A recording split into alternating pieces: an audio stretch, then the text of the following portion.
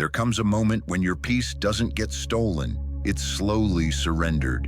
You give it away, one reaction at a time. Every time you overthink someone's silence, every time a small shift in tone hijacks your entire mood, you're trading your clarity for chaos. Most people live like emotional hostages, reacting to ghosts in someone else's behavior. But the Stoics saw the trap. The more you attach your peace to what you don't control, the more you become a prisoner to everything outside you. You don't feel the chains at first, but one day you wake up and realize you haven't been calm in weeks. You've confused anxiety for love, silence for meaning, and mood swings for connection. You're not living, you're decoding. This isn't just suffering, it's self-abandonment, and it ends now. This video will take you through 7 Stoic principles that will teach you how to emotionally detach, not by running from your feelings, but by standing firm in them without being ruled by them. We'll show you how to rebuild your clarity, reclaim your dignity, and protect the self the world keeps trying to shake. Welcome to Stoic Philosophy Daily, where your story matters. Share your experience or your biggest struggle below. Every comment you leave is a gift. Here, your voice matters. We read with care, answer with heart, and treat your journey as part of our own. This is more than a channel, it's a circle of strength. If you've ever felt your peace crumble over someone's silence, or your worth shrink inside overthinking, this is for you. Drop a comment, "I detach to protect my peace." Share this with someone who needs to hear it. 1. Emotional attachment is self-abandonment. At first, emotional attachment feels like warmth, like safety. But what begins as a connection can quietly turn into confinement. You bend your schedule to theirs. You wait for their messages like weather reports. One silence, one shift in tone, and your whole emotional forecast changes. This isn't love. It's dependency disguised as care. You don't even notice when your days stop being your own. You become the emotional barometer for someone else's moods. You reread their words looking for meaning. You internalize their distance like a punishment. The mind becomes a hostage, constantly negotiating for reassurance. And drop by drop, your self-worth leaks away. Why does this happen? Because we often confuse emotional intensity with emotional safety. If someone triggers our highs and lows, we mistake it for depth. However, this is merely volatility, driven by dopamine spikes fueled by uncertainty. In the same way, gamblers keep pulling the lever for the next hit. We keep checking our phones for the next message. We're not chasing love. We're chasing emotional confirmation. It's not a connection. It's an addiction. The Stoics saw this trap long before we had terms like anxious attachment. They warned, don't root your peace in someone else's storm. Marcus Aurelius reminds us, the happiness of your life depends on the quality of your thoughts. When you idealize someone, you stop seeing them clearly. You don't fall in love. You fall into an illusion, and illusions always hurt when held too tightly. In today's world, the trap is deeper. We confuse silence with rejection, inconsistency with mystery, and disrespect with challenge. We check our phones, not for messages, but for proof that we still matter.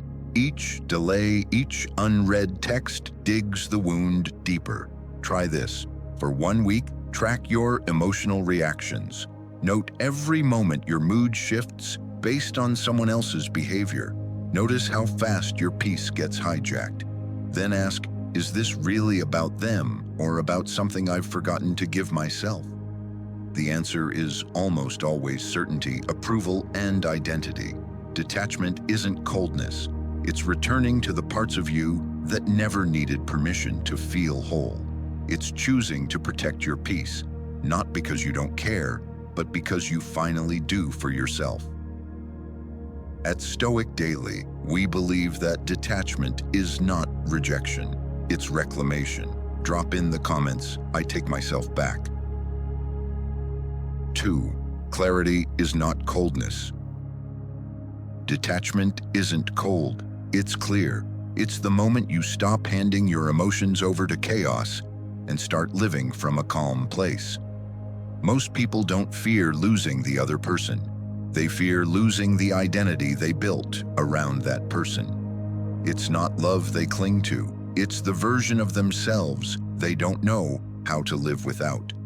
The Stoics understood this illusion. Detachment doesn't mean you stop feeling. It means you stop bleeding from things that keep cutting you. True detachment is not the absence of emotion. It is the presence of wisdom. It's knowing how to love without losing your balance, like a tree that bends with the wind but never lets go of its roots. Here's the trap.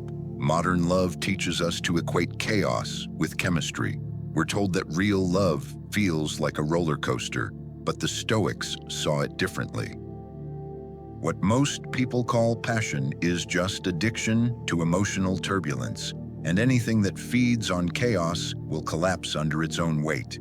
Clarity doesn't make you cold, it makes you accurate. You stop interpreting silence as rejection or distance as betrayal. You start seeing what is, not what you fear it might mean. You become a mirror instead of a sponge. You observe instead of absorbing. And that shift from reaction to reflection is where your freedom lives. Try this. The next time you feel someone pulling away, pause. Don't spiral into fear. Ask yourself, is this truly about me or about the story I'm telling myself? Ask, is love supposed to feel like survival? The answer will guide you back to yourself. You'll notice that real peace doesn't come from keeping someone close. It comes from not abandoning yourself when they walk away. Marcus Aurelius wrote, "If it is not right, do not do it. If it is not true, do not say it." That includes staying silent in the face of disrespect or clinging to what no longer aligns with your values. Clarity is your moral compass. Detachment is how you hold it steady when emotions try to shake your hand. This is why detachment isn't the same as withdrawal. It's refinement. It doesn't erase your capacity to love, it elevates it. From anxious grasping to intentional giving, from filling a void to honoring your fullness. At Stoic Daily, we believe that clarity isn't about loving less. It's about loving with your eyes open. Comment below, I choose clarity over chaos. 3. When peace becomes a prisoner. Emotional attachment can feel like love, but often it's just anxiety dressed up in hope. You check your phone not to connect, but to survive. Every silence stings like rejection. Every short reply echoes like abandonment. And before you know it, you've handed the steering wheel of your nervous system to someone else who doesn't even know they're driving. That's what Stoicism warns us about. When your emotional weather is dictated by someone else's tone, mood, or timing, you've lost authorship of your life. One unread message becomes a trigger. One change in tone becomes a storm. You go from lover to decoder, from connection to surveillance, scanning every word, every pause, for signs of safety that never come. This isn't intimacy, it's an inner war. Your nervous system stays on high alert. You stop sleeping well. You stop breathing deeply. You stop showing up fully. You become a shell of your former self, constantly predicting danger from someone who may never have promised protection. That's not their fault, but it's not your place either.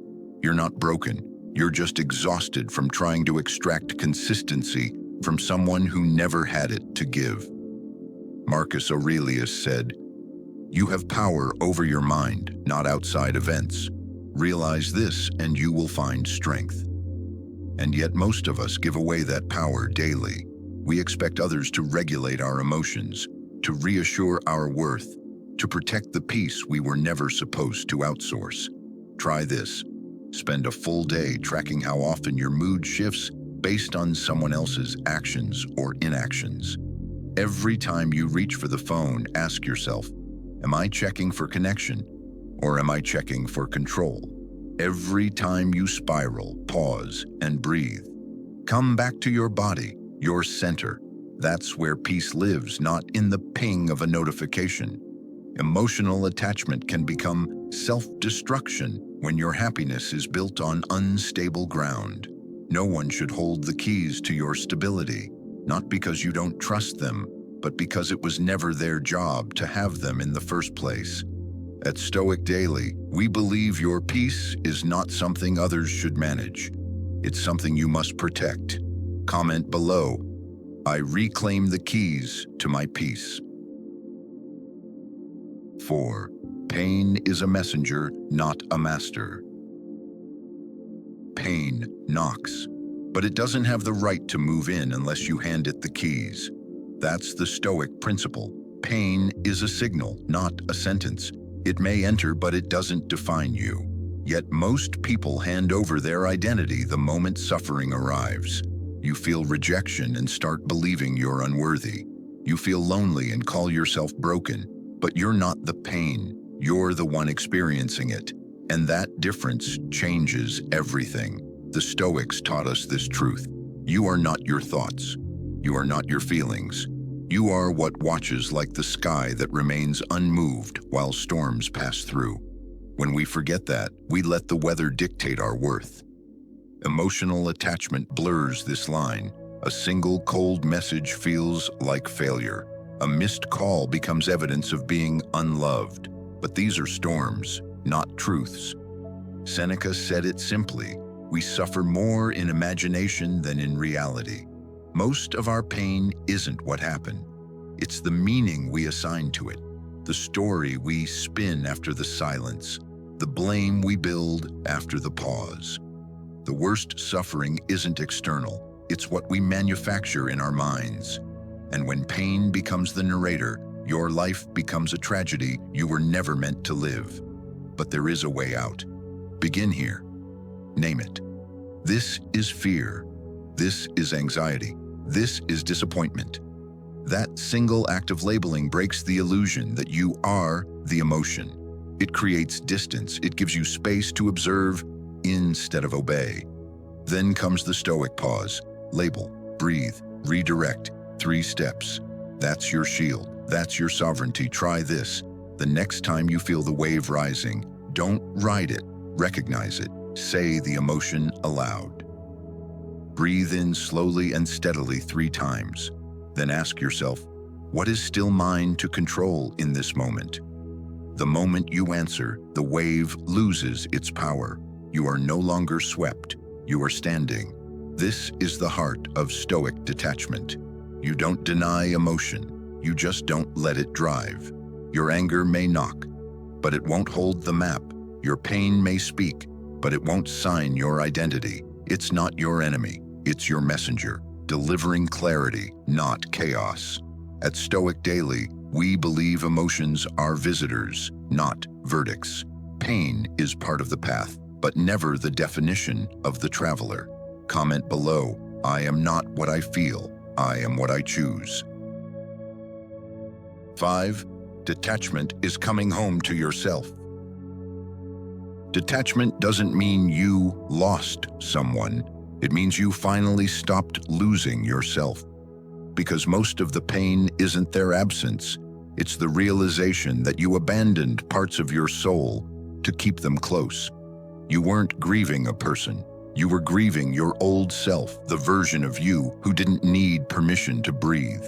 The greatest barrier to detachment isn't love, it's fear. Fear whispers, if you let go, you'll be alone. So you tolerate what drains you. You justify what wounds you. You stay in emotional rooms that slowly suffocate your peace. And the cruel irony is this: you cling to avoid loneliness, while the relationship makes you feel lonelier than solitude ever could. That's how attachment traps you. It convinces you that pain is proof of connection, when pain is often proof of self-betrayal.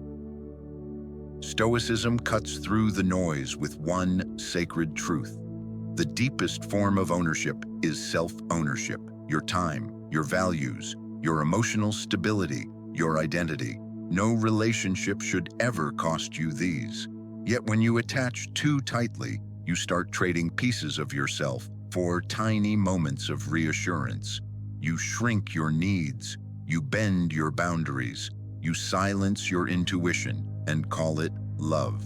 However, any connection that requires you to disappear is not genuine. It is captivity. Detachment is the doorway back.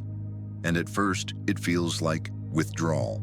Your nervous system is panicking because it no longer receives its usual hit of validation. You'll feel the urge to check your phone, to reread old messages, to chase closure. That urge isn't love. It's the mind trying to return to the cage, because the cage became familiar. But if you hold the line, something powerful happens. Your energy starts returning. Your mind stops looping. Your body relaxes because it's no longer performing emotional labor that was never yours to carry. And your self-respect, once chipped away by compromise, begins rebuilding itself brick by brick. Now the practical shift begins. You reclaim your routine by focusing on your goals instead of their unpredictability.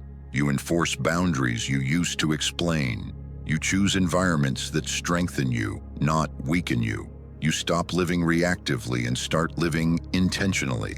People think detachment creates emptiness. That's false. Detachment creates space. Space for healing, space for clarity, space for your identity to grow again. Space to lift your eyes and realize your life is bigger than the person you were orbiting. Try this for the next 7 days. Act like you're taking your life back in small, undeniable ways. Day 1, delete one trigger, a chat thread, a playlist, a social media check. Day 2, rebuild one routine you abandoned. Gym, sleep schedule, morning walk. Day 3, write one page. What parts of myself did I surrender to be loved? Then ask the harder question. If I stay attached, what will it cost me in 1 year?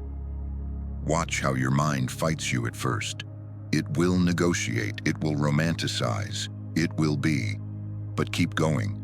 The moment you choose yourself consistently, you'll feel the fog lift. Not all at once, but enough to breathe again. Because in the end, detachment isn't emptiness, it's return. You didn't lose anything by letting go of what drained you. You walked back home to the person you were meant to protect all along. At Stoic Daily, we believe detachment is not loss, it's liberation. Comment below, I choose myself without guilt. What is one part of you that you're ready to reclaim starting today? 6. Betrayal begins in silence. Betrayal doesn't always arrive with a broken promise. Sometimes it begins the moment you ignore your own. The moment you stay quiet while your soul is screaming. The moment you tolerate disrespect to avoid being alone. Attachment in its most dangerous form isn't about love. It's about abandoning yourself in slow motion. You don't lose yourself all at once. It starts with a lowered standard here, a silenced voice there. You shrink to maintain peace. You explain away their coldness. You call inconsistency complexity. You wait and wait and wait until the waiting becomes your identity. Epictetus warned us, no man is free who is not master of himself. And every time you choose someone else's chaos over your own clarity, you surrender that mastery. You trade your inner throne for crumbs of attention. You turn loyalty into an excuse to endure pain. You confuse fear with love. But love never asks you to burn your values to keep someone warm. Try this. Ask yourself 3 questions. Write them down. Don't just think them. First, what part of myself have I quietly sacrificed in this connection? Second, if my closest friend lived the way I do right now, would I tell them to stay or to run? Third, am I trying to save this relationship, or am I trying to save the version of myself that only exists inside it? These questions are your mirror. They don't just reveal the truth, they release it. And with that, truth comes a choice. The choice to rescue your standards, to enforce the boundaries you once called non-negotiable, to remember that peace is not built through endurance, but through alignment. Detachment is not walking away from love. It's walking away from self-abandonment disguised as love. It's not rejection, it's a rescue. You're not letting someone down. You're lifting yourself back up. And no one worth keeping will ever ask you to disappear to keep them close. At Stoic Daily, we believe dignity is the real test of love. Comment below. I will never trade my standards for survival. 7. The Stoic Detachment Discipline. Emotional detachment isn't a feeling you stumble into. It's a discipline you practice, a conscious return to yourself, step by step, breath by breath, not cold, not heartless, just clear. The Stoics didn't numb themselves. They trained themselves to respond instead of react, to anchor instead of drift. Step 1. Radical clarity, not the version of them you wish existed, but who they are consistently. Strip away the fantasy, revisit their actions, not their apologies. Look at how you feel after most interactions, not just the few that spark hope. The truth hurts, but it frees. As Marcus Aurelius said, if it is not right, do not do it. If it is not true, do not say it. Your emotional healing begins the moment truth replaces illusion. Step 2. The control shift. You cannot manage their moods, timing, replies, or growth. But you can manage your breath, your boundaries, your routines. That is your circle of power. The more you focus inward, the less you beg outward. You stop waiting. You start choosing. Peace doesn't begin when they finally understand you. It begins when you finally decide to understand yourself. Step 3. The boundary reset. Emotional dependence festers in the absence of boundaries. It's time to close the open gates, not with resentment, but with intention.